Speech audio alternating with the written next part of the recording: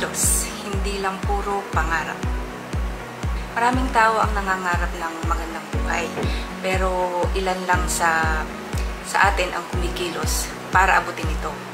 Ang tanong, isa ka din ba sa mga kumikilos o isa ka lang sa nangangarap? Sa vlog na ito, pag-uusapan natin kung bakit hindi sapat ang mangarap lang at kailangan nating kumilos. What's up guys?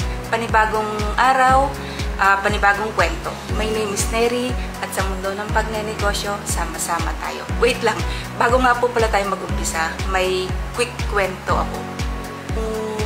OFW pa ako, pangarap ko lang magkaroon ng sariling negosyo.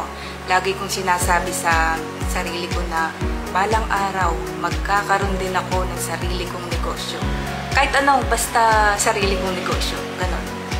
So bilang OFW, ang dami mong idea eh. Pero ang hirap gumalaw at ang hirap mag-umpisa.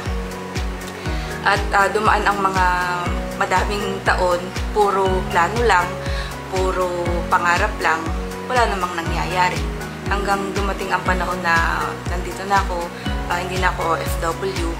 Isang araw, napagtanto ko kung hindi ko sisimulan ngayon, kailan pa, di ba? Kaya kahit maliit lang ang puhunan ko, kahit hindi ko alam kung magtatagumpay ako, sinubukan kong kumilos. Nagsimula ako ng negosyo sa bahay lang. Simple lang. Nagsimula sa maliit na tindahan, hindi naging madali. Minsan matumal, minsan parang gusto mo nang sumuko, pero pinipili mo magpatuloy. At ngayon, syempre masaya ako, operational pa rin ang negosyo ko. Hindi pa ganap na successful, pero masaya ako dahil nakapag-execute ako. Dahil kung hindi ako kumilos, mananatiling pangarap na lang ito.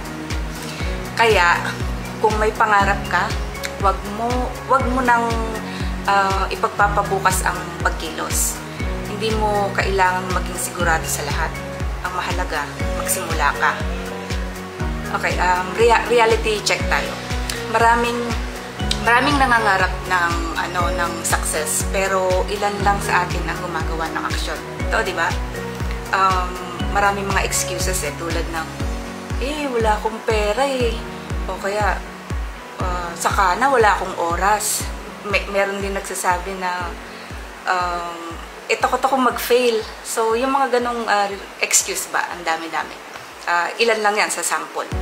At alam niyo ang katotohanan, tandaan niyo to walang mangyayari kung walang gagawin. Para ka lang isang dreamer na lagi ka lang nangangarap pero walang ginagawa. At siguro dapat isa tayong doer. Yung gumagawa ng hakbang kahit maliit pa yan. Hindi mo naman makakamit ang success kung panay idea ka lang Kung panay plano ka lang tapos hindi ka naman mag-e-execute. Hindi mo kailangang maging magaling bago magsimula. Kailangan mo magsimula para gumaling. So, paano guys? Alam ko bitin kayo sa vlog na to, pero hanggang dito na lang muna. Ang vlog number 2 ko. Bago ito mag-end, may iiwan akong challenge sa inyo. Simula ngayon, gumawa ka ng isang maliit na action papunta sa pangarap mo. I-comment mo na lang dyan sa baba. Guys, salamat sa pagsama. Ako nga po pala ulit si Neri, nagpapaalala, dream big, work hard, and give all glory to God. Alam!